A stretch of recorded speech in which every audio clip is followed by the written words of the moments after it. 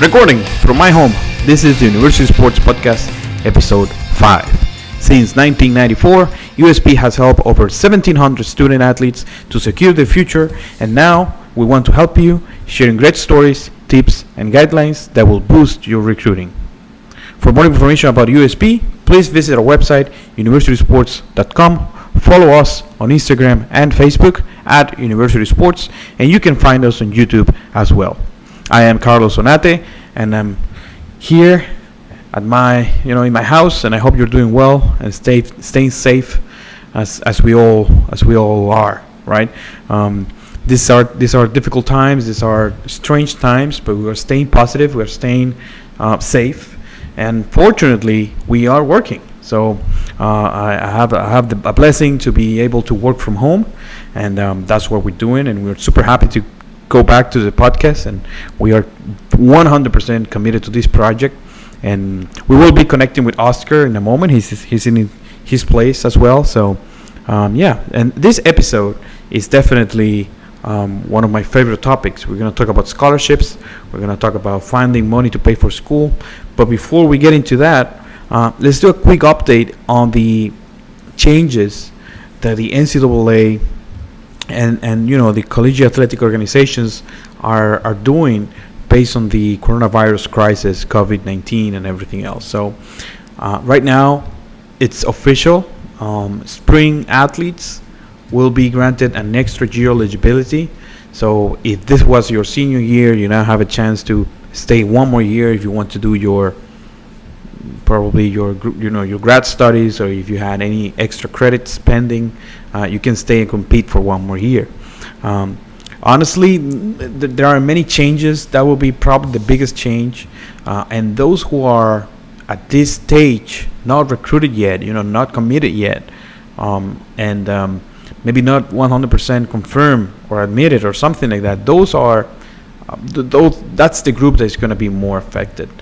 For those who are 2021, we need to wait a little bit and see what's going to happen. It seems like there will be less spots available because now we have these spring kids that will stay, and there might be a situation over there that we're not 100% sure what's going to happen with all the scholarship money, because we know the schools have lost a lot of revenue, but there are a lot of positives.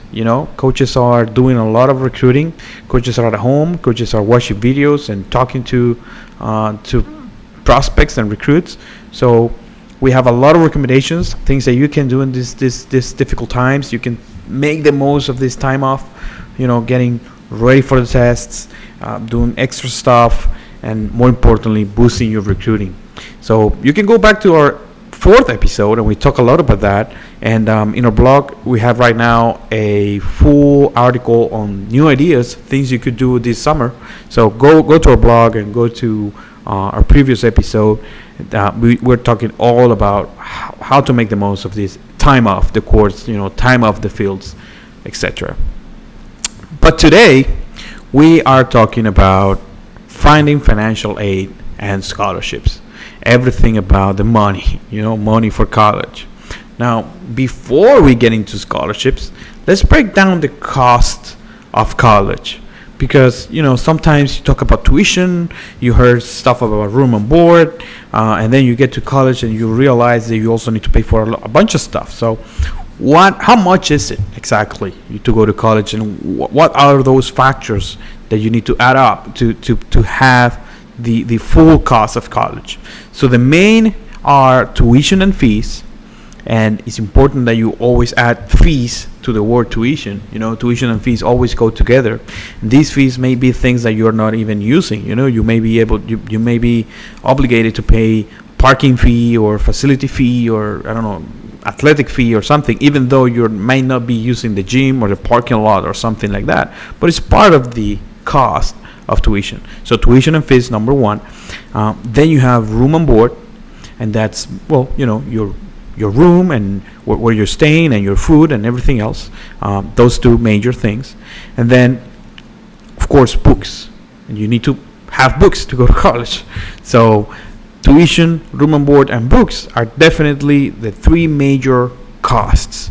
Now, most universities will tell you how much is it tuition and fees, how much is room and board, and how much is your books. But you need to add to that personal expenses. How much money do you need every week, every month, every semester, and also transportation. Transportation may mean how much do you need to move from point A to point B to go to classes, but also could mean how much is it for me to go from my state or my country all the way to the school and back, or how much is it for my parents to visit me, or how much is it for me to go in the summer home. So you need to add that thing too. And there are other expenses. Once you get to college, first day of school, that setup, the initial setup, those expenses, how much is it? Well, you need sheets, you need your computer, you need maybe a microwave or something like that. Depending on the quality of the room, the setup that you have, you will need an initial investment for that, for those first couple of days. Now, on average, we have different statistics. We have doing some research. We have all this information, and the college inflation is a little bit higher than the regular inflation. So these numbers may not be 100% accurate, but on average, public 2-year colleges, talking about community college, junior college, will go for $4,000 per year tuition and fees. That's pretty accurate. And then room and board, up to $13,000 per year, for a total of $17,000 if you're full, going to college, staying on the room and everything else at a public junior college. In-state tuition for a 4-year school, public university, probably $25,000. $11,000 is tuition and fees. $14,000 is room and board. No, if it is a public school but it's out of state, if you're going to a different state or you're coming, from another country, if you're an international student, then we're talking about probably $40,000 average. $26,000 in tuition and fees will be the average. $14,000 for room and board. And then for private schools, probably over $50,000. So at least $36,000 is the average for tuition and fees, and probably over $16,000 for room and board. That's the most expensive type of school. So it's expensive. We all know that. I mean, you need some cash, some serious cash to pay for college. So it goes from $17,000 to $52,000 on average to go to college. And this is, of course, if you have zero scholarship, and this is, of course, average. So there are schools that are even more expensive than that. Okay, especially the private universities they always go, $60,000 or even $70,000+. So knowing that, how do we pay for college? Well, of course, your family may be planning on that. Maybe you have a college fund. Maybe you have some money for education. But regardless, there is money out there that you can get to take that cost as low as possible. And if you have the money, well, you can save some. And if you don't have it, well, now it's possible for you to go to college.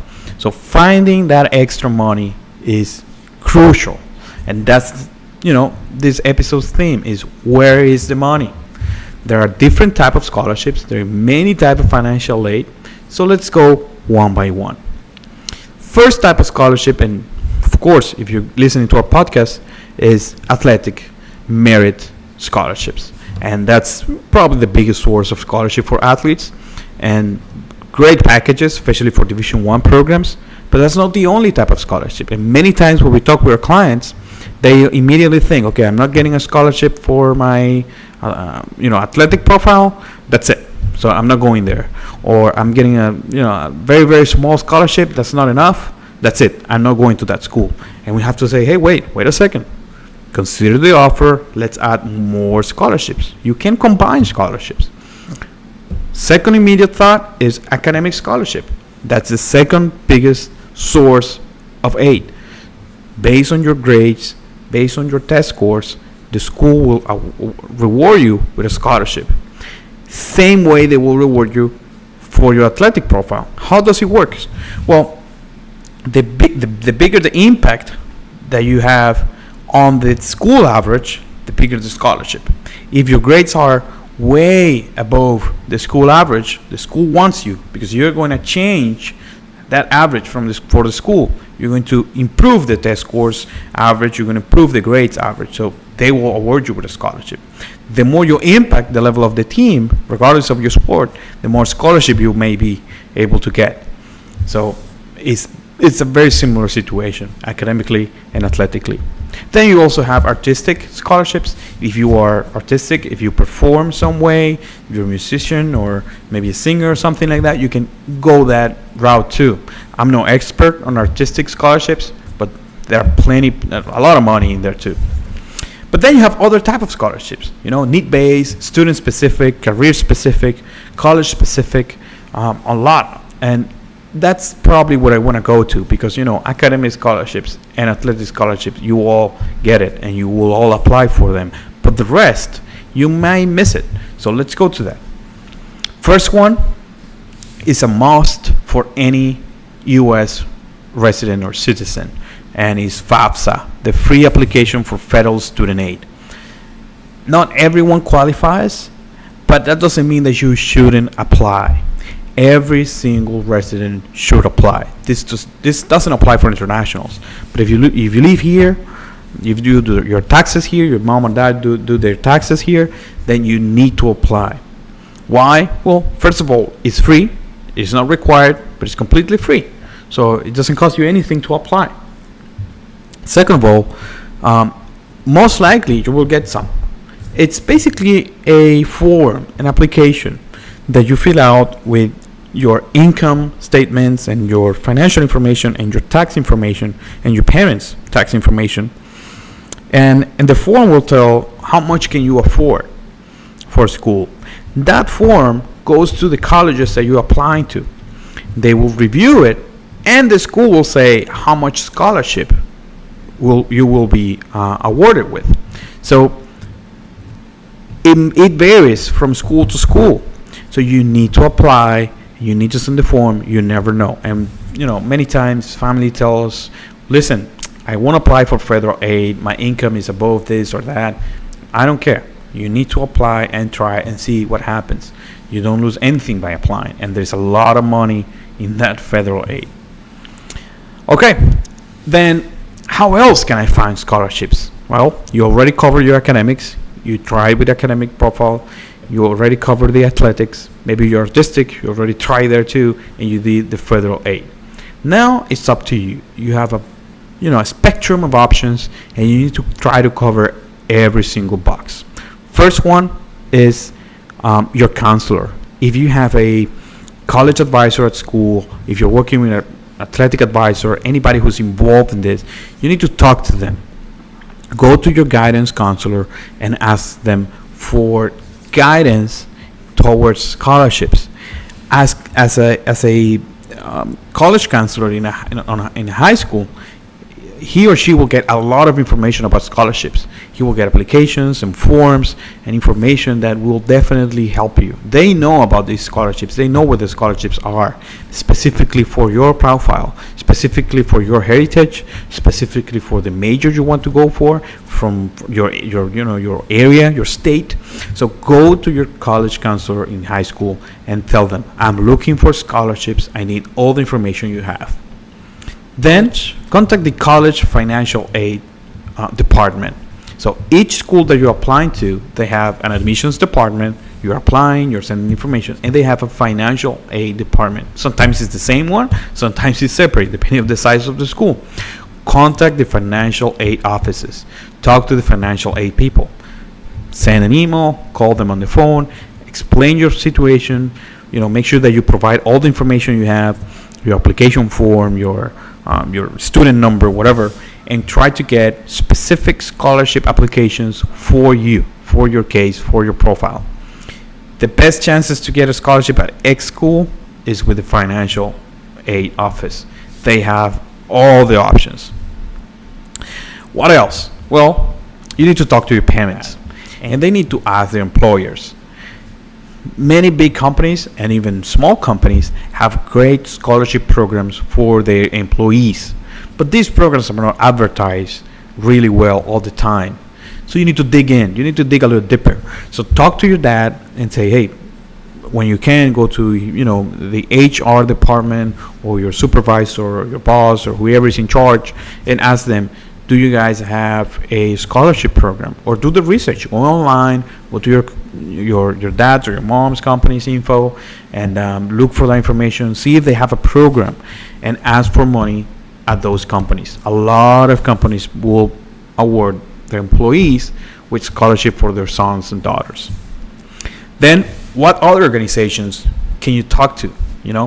And this applies specifically when you relate that with your major of choice. Look for organizations in your field of interest and knock the door. Ask them, call them, look online, and look for scholarships. If you're doing engineering, for example, you may think about the biggest one, NASA. Talk to NASA, but then go down the list to every single organization you can think of in that field. If you're doing finances, well, start with companies like Bloomberg or, I don't know, banks, and start asking for scholarships for your field. Those organizations support people who want to go in that industry, so they have really great packages. Then use a online search tool. Once you cover all that, these are very specific places. Now you go to a search engine, because the search engine is going to look everywhere for scholarships, more general type of scholarships. Now you want to make sure that you already cover the specifics. Now you go to the search engine, and based on the profile and the information that you put in, they will give you options. So I will recommend a couple of search tools. You will have that in a blog with a lot of different places that you can look for scholarships. But if you Google it, you will get hundreds of options to start looking. So let's go back a little bit. You have your athletic profile, you have your academic profile, you have the federal government help, and then you went to organizations in your field of interest. You talk to your mom and your dad to see if their bosses can offer some help. You do some research about other type of organizations that may offer some support with the search engines. Then you also, you contacted your counselor and talked to him about what type of offers, what type of scholarship can you apply for. And even though you are applying, you're getting more help, you're not sure if you're going to make it. Now, you need to apply to a lot of scholarships. This is not about applying to one or two.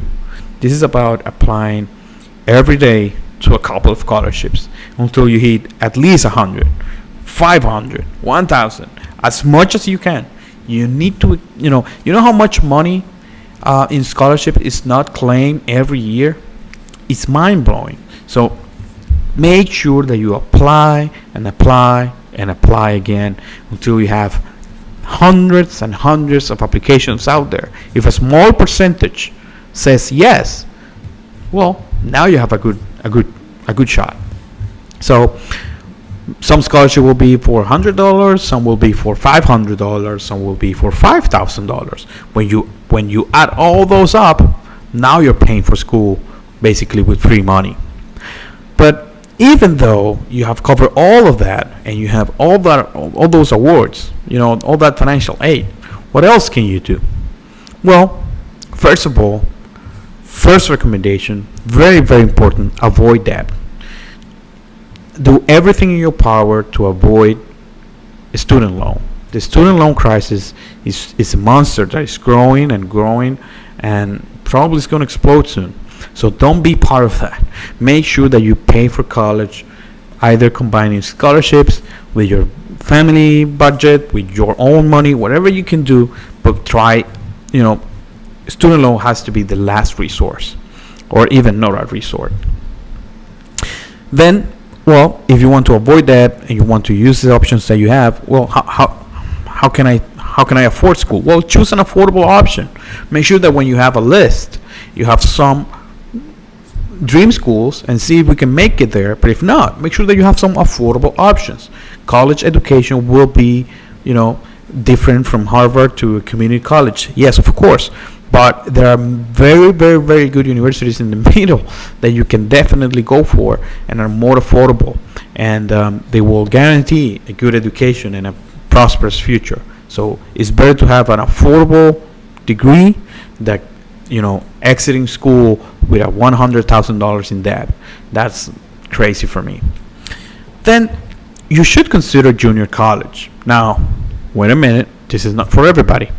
Not everyone has to consider junior college. But if money is definitely an issue, if you need to save as much as possible, if your budget is very limited, then consider junior college. Why not? Especially, maybe some international students can look into this, or many locals that definitely need all the help they can get.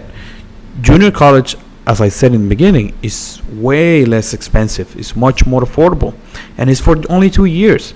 That first year or the first two will be basically the same any school you go. What changes is, your experience, but the credits are exactly the same. So you can go from basically any junior college to any 4-year school, start in junior college, do a year, maybe do 2, and then transfer to a 4-year university. Now, think about yourself right now as an athlete, your level right now. Imagine that you go through a 2-year intensive competitive program with a super team, very well organized league or tournament, and compete for 2 really hard years at the top level. That athlete 2 years from now is so much better than you right now.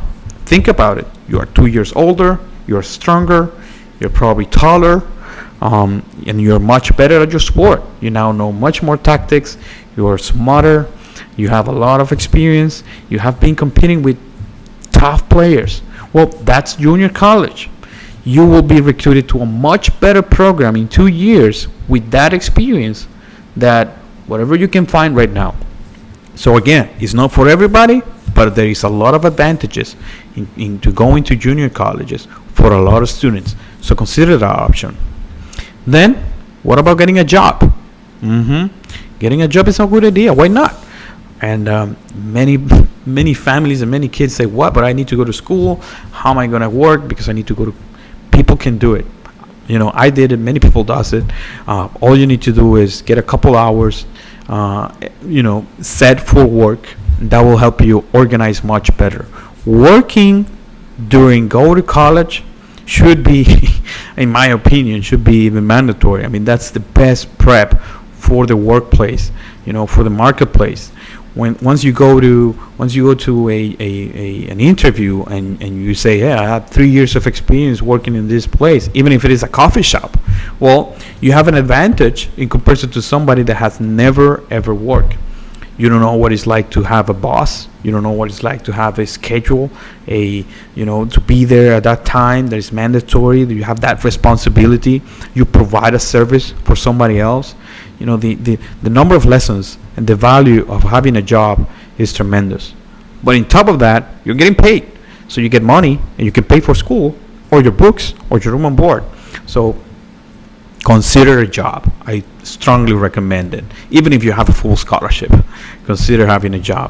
And I know that for athletes it might be a little bit more difficult because you're training, you're traveling, but there are options. So make sure that you research well. If you need that money, consider having a job. It could be a work study program. You might work at school and get a partial scholarship in exchange for that, or you can have, you can work in Starbucks, something like that. Then, well, you keep looking, you keep flipping rocks, you keep scratching everything, and you need to take that cost a little bit lower. Well, compare the cost of living off campus versus living in campus. It's really different.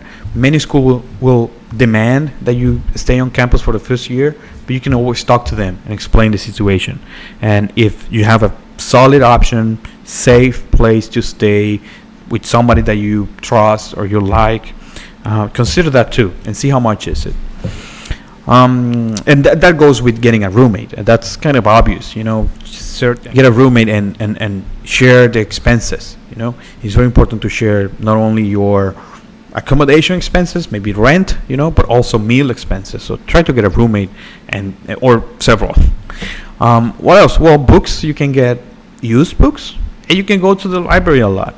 You don't need to buy every single book. Buy those books that you really think you definitely need new. Okay, and there is a very short list there. So make sure that you do the research, look online, go to eBay, talk to everyone on campus, go to the library, explore all the options before buying a new book, because you will save a lot of money there. finally, best advice I can give you: be intentional. You need to have intentionality from day one. From now, if you're listening to me now, well, start thinking about all your actions towards college. What am I doing to save money for college? What am I doing to earn money for college? What am I doing to get scholarships? And start applying that to every single action from now on. So when you try hard and you study hard for your tests, you're doing it because you want to get a scholarship.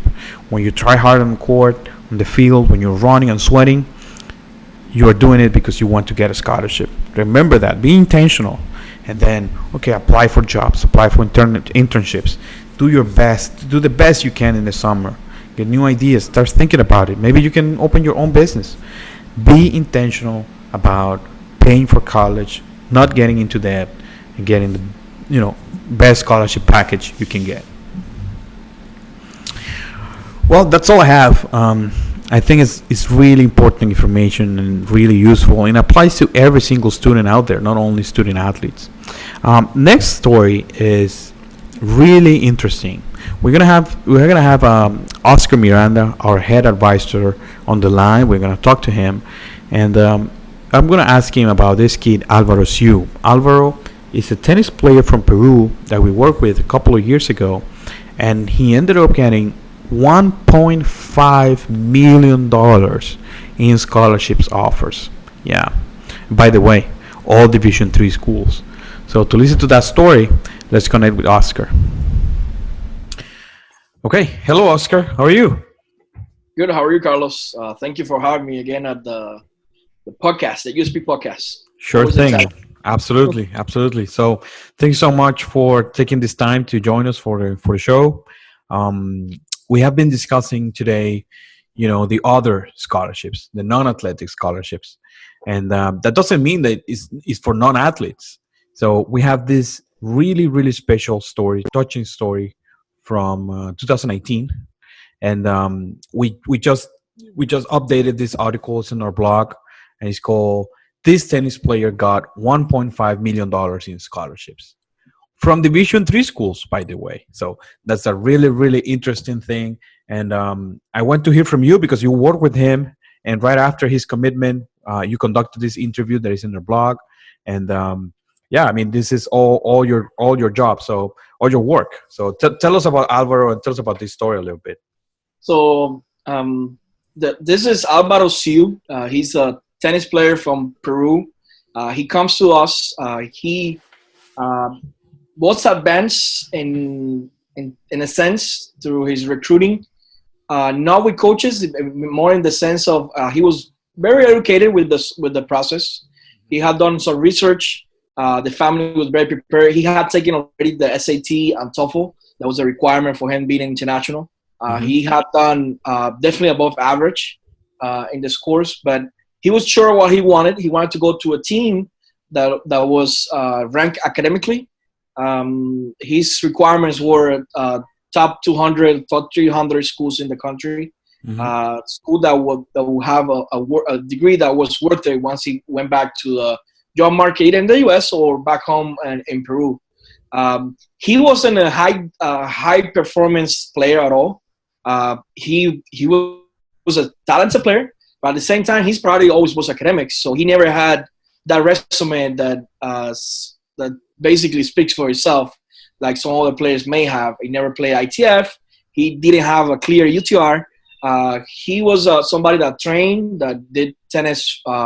He really loved tennis, but he had that sort of question mark. Hey, every single one student that I know that has gone to the U.S. with a scholarship has been doing focusing more on tennis than academics. That was not his case, and that's why the question mark that he had when he came to us. That was the first question that they had. Hey, is this even possible?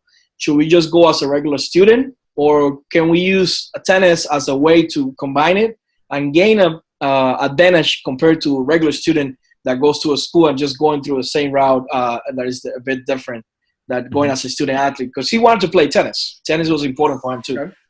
Okay, good. So in Alvaro's case, so he not only he wasn't, I mean, he was a totally off the radar But not only that, I mean, he wasn't even a top player at all. He wasn't a competitive player in the sense that he was, ranked in Peru or ranked, anywhere. He didn't play ITF, Yeah, right?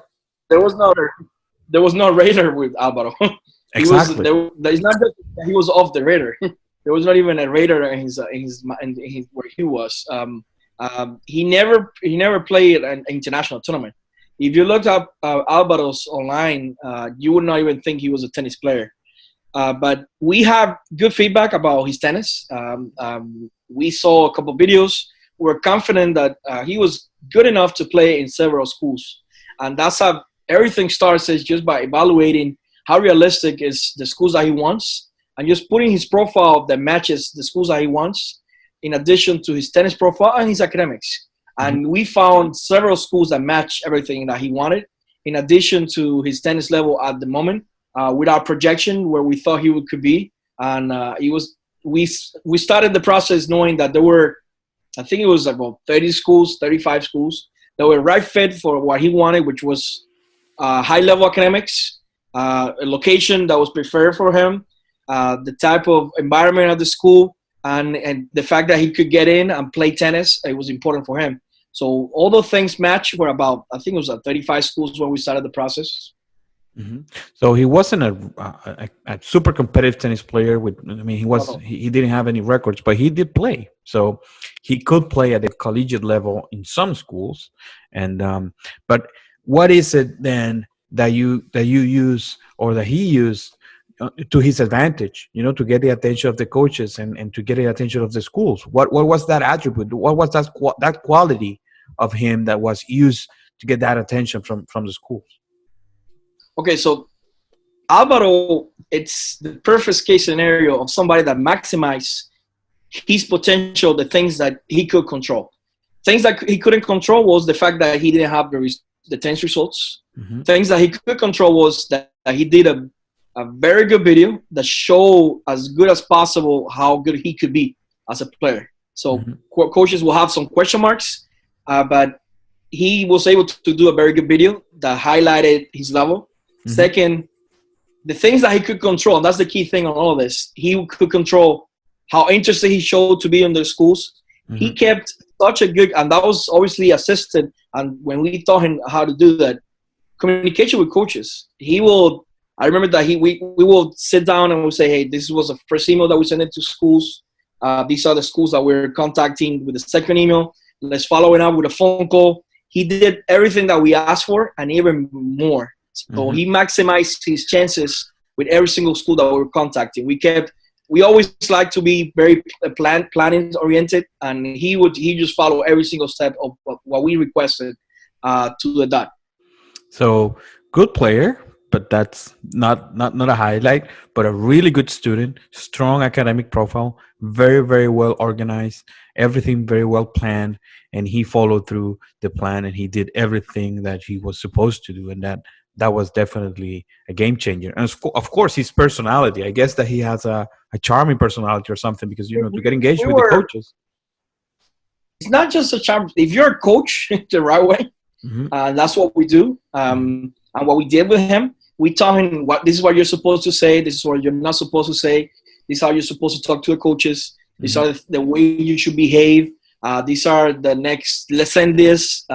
He did everything to a dot. That if you had, I always like to think that every student has a potential Hmm. school they can reach, and it depends of how high you can get in that thermometer. Of Hmm. it's up to you. And he definitely got to the top and even higher.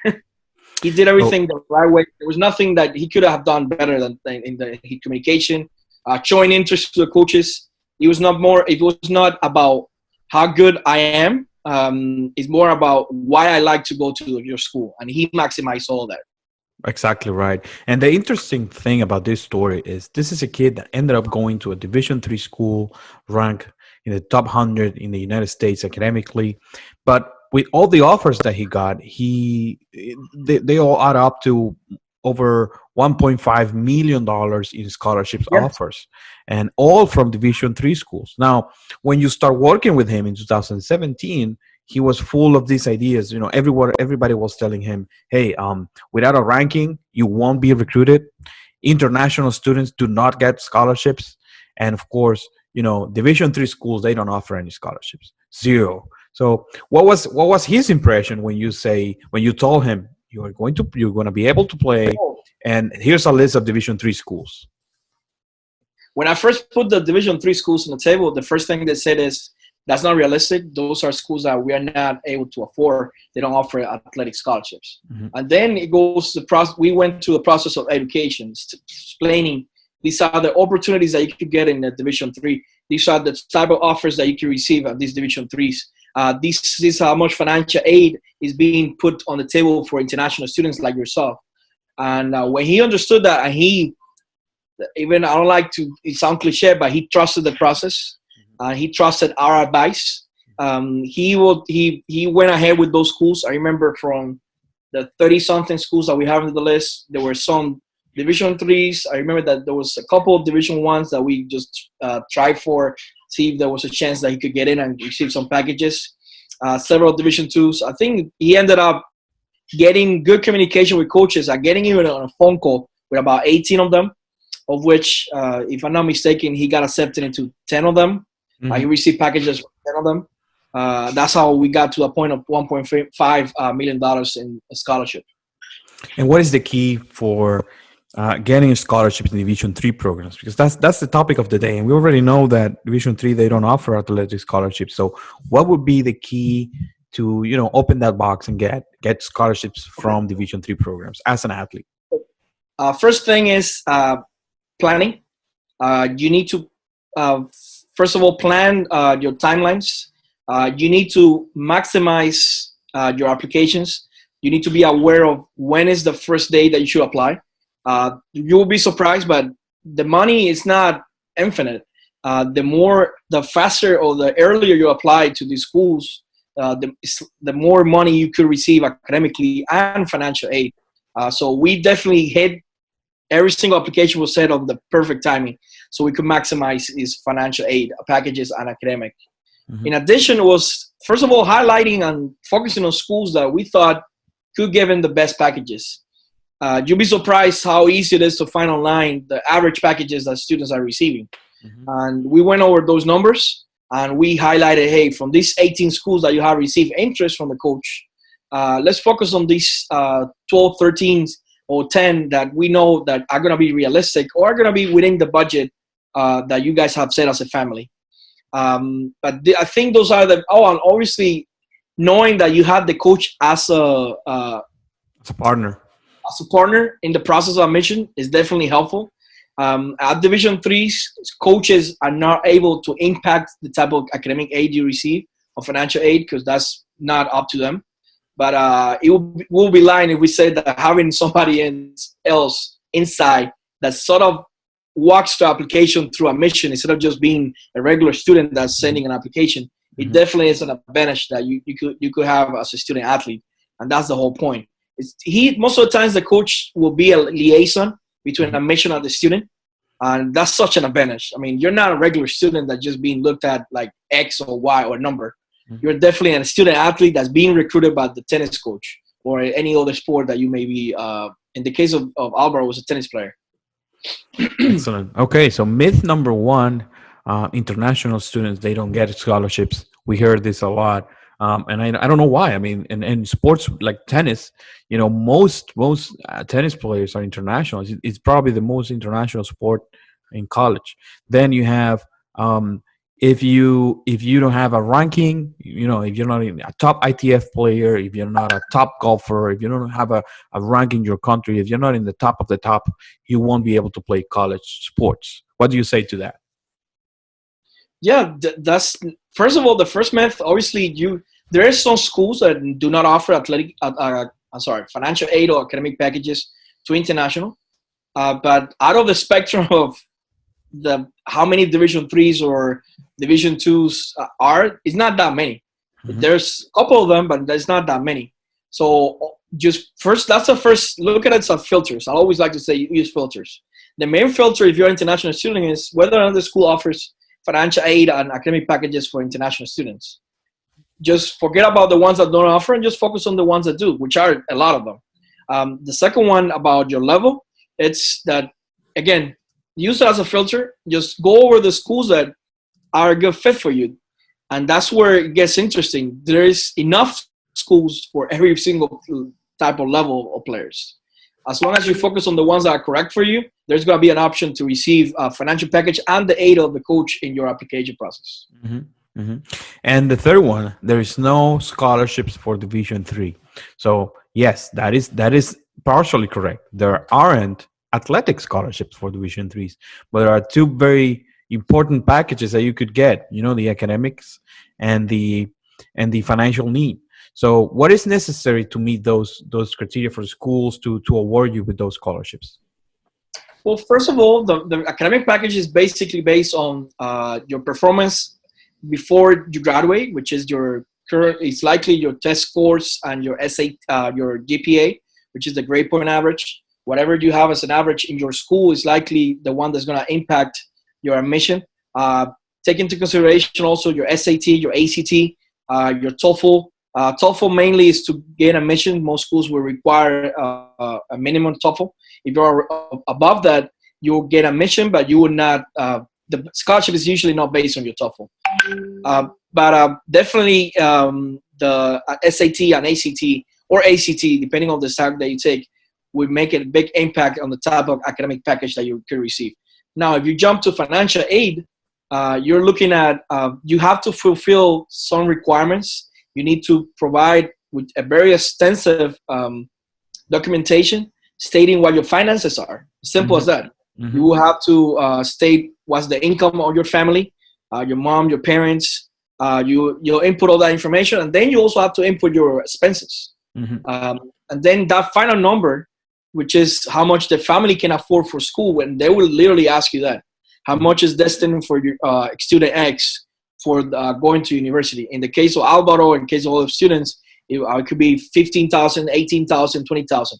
Mm-hmm. And you got to show that you're able to pay that.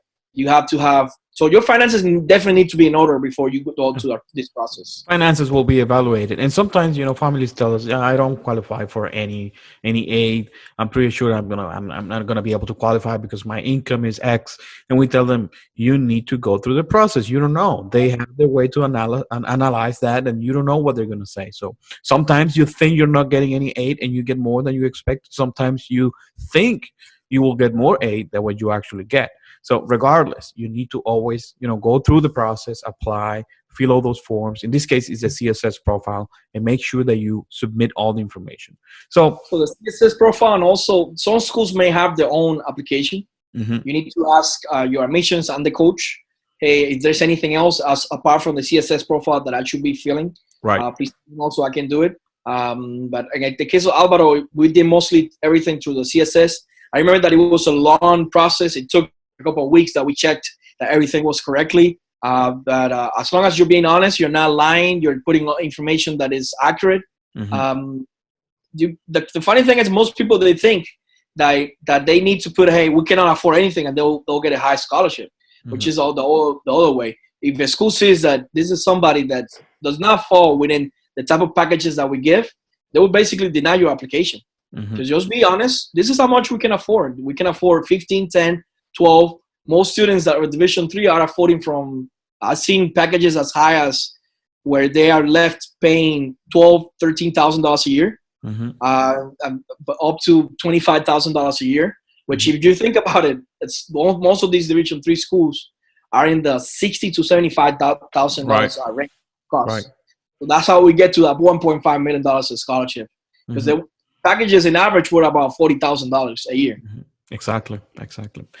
So bottom line, I think is Alvaro's story can be anyone's story. In Alvaro's case, his strongest quality was the academic side, and when he combined that with the fact that he wanted to play tennis, that gave him an advantage in these schools because coaches were engaged in the process, and then everything combined, and he has a strong profile.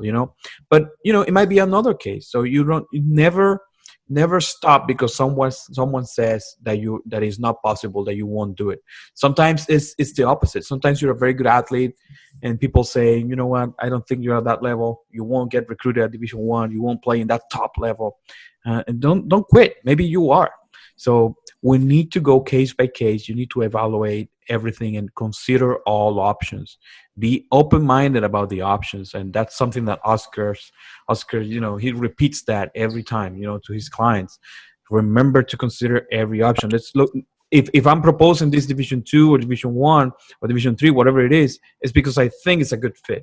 So how do you approach that with your clients? To open mind, because sometimes you get these kids that they have a very specific goal. How do you switch that to considering other type of options? Well, the main thing is that they need to allow, I always say, allow the search to come by itself. Do not focus on a specific schools. Just figure out what's important for you and allow those filters and those search criteria to come out with the schools that are a good fit for you. Because you may be focused on those, in the case of Alvaro, you may be focused on the Bucknells, the Lafayette, which are top 100 schools that will fit on paper what you're looking for. But then I put on the table Rose College, which is a school that Alvaro went to. Mm-hmm. I put on the table Westmont College. I put on the table several schools that are as competitive as that one, and that we believe that you can get the packages. And if you look at everything side by side, it's basically as good as, sometimes even better, than the ones that you may even be considering. Because definitely we're thinking that it's going to be within your budget, and we're putting data into your lab saying, hey, these are the reasons why we like this school, because it fits this, that you told me that you liked, that you were looking for. And in addition, we think that you're going to get this type of packages. This is how likely you are to be recruited. So I'm a numbers person. Mm-hmm. When I say, hey, I like a school, I like this or that, it's basically because I feel confident that after doing research, we believe that the school fits everything that you're looking for. I mean, if you have to say what's the most important thing when you're doing this research, what it is that makes the difference before making a decision, I think education. They need to educate the most. Where the big difference in our recruitment is the students that are educated, like the case of Alvaro, and that are willing to be educated because they're willing to listen, are the ones that make the best decisions. He was so educated with this process. We went through, and it doesn't take that long. And he was willing to learn. That's the main thing. Yeah, he went through the basics first. And getting information, it's so important. The process of information and getting educated in the process. And most people, unless you're doing this for a living, it's likely you do not have even a 50% of all the information that's out there. Absolutely right. So thank you very much, Oscar. If you want to read the story of Alvaro and how he got $1.5 million in scholarship offers from Division 3 programs to play college tennis, go to our blog. The link is in the podcast description too, or the YouTube description as well. If not, you can go to universitysports.com/news and you'll get all our blog posts right there. So thanks again, Oscar. Let's stay in touch. Oh, by the way, before we say goodbye, we have the class of 2020. Okay, so congratulations to 3 really special students. We enjoy working with every single kid that we work with. But today's names, I think you're going to like a lot. First one, Federico Infante from the Dominican Republic. He ended up going to Duane University. What can you say about Federico? So Federico is, I don't like to pick favorites, but everybody knows that if you meet Federico, you're going to know what I'm saying. Federico he's the light of the room as soon as he walks in. The funniest, most charismatic kid I ever worked in, I think, 7 years. I loved everything about him. His family was great. I think he's going to be so successful because being charismatic is something that you have, and he's going to be so successful. He went to a school that's ranked academically, that's a perfect fit for everything that he wanted, and I'm pretty sure he's going to be happy there. As long as the coach is willing to have somebody that doesn't stop talking, he should be fine. And he's such a good person. I mean, if you talk to any player in the circuit, the junior ITF circuit or anybody in the Caribbean. if you're talking to someone, everybody would tell, I know who Federico is. Yeah, they know Easy. him. They know him. In a positive way, the family is always, every time that there's a tournament in the Dominican Republic, the family will have kids coming in over, helping kids from low income. They're like superstars, all of them, the family and Federico. Congratulations, Federico. Great school for you, and we are super happy for you and your family. Number 2, we have Luis Iriarte from South Florida. He ended up going to San Leo University here in the state. We worked with Luis for a long time, right? So great story with him too. So Luis was such a talented player. I'm so happy that he ended up going to a program which I trust 100% with Chad Berryhill. Mm-hmm. He's one of the best developers, and I think this Division II program is such a good fit for Luis. He got the offer that he was looking for economically. He's going to be close to the family. He's going to play high-level tennis. He's going to get better as a tennis player. I think it's a perfect fit for him. Absolutely right. And number 3, we have a top recruit, Alex Kiefer, University of Virginia. So Alex this is a superstar. This is a kid that's he's gonna be making noise, not just in college tennis, but hopefully in the future in pro tennis. One of the top players of the U.S. He was ranked top 10 throughout the 4 years of high school. I think he was definitely a blue chip, which is one of the top 10 players in the country by tennis recruiting. He decided between he got offers for every single school in the country. Mm-hmm. We made sure that we come through those offers and that we maximize his chances. He wanted to go to a top academic program. At one point, he was even considering the Ivies. Mm-hmm. And he's going to end up going Virginia, University of Virginia. At one point, they were national champions for like 2 years in a row. Mm-hmm. It's a great program with Andres Pedroso that they're building again with a new coach. He was a perfect fit. He decided between them, Texas A&M, University of Texas. Everyone wanted Kiefer. Such a good kid, and he potential is through the roof. Yeah, bro, and the University of Virginia is right on the top, alongside with Stanford and maybe, another one. So, when you combine academics and tennis, it doesn't get any higher than that. So congratulations to Alex and Luis and Federico, all 3 tennis players, starting this fall, hopefully, and we're super, super happy for you guys. Okay, thank you very much, Oscar. Thanks for your time. Take care. Thank you for having me. It was a pleasure, like always. Thank you. Well, that's our show. Thank you, Oscar, for joining us today.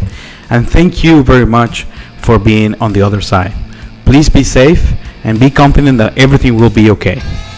For more information about USB, please visit our website, universitysports.com. Follow us on Instagram and Facebook at University Sports. And you can find us on YouTube as well. Feel free to send us your questions via social media or via email at contact@universitysports.com. Make sure that you go to our blog and read all about Alvaro and all our recommendations for finding scholarships and the search engines and everything else. Let us know if you have any questions or need any help. I am Carlos Oñate, and this is USB.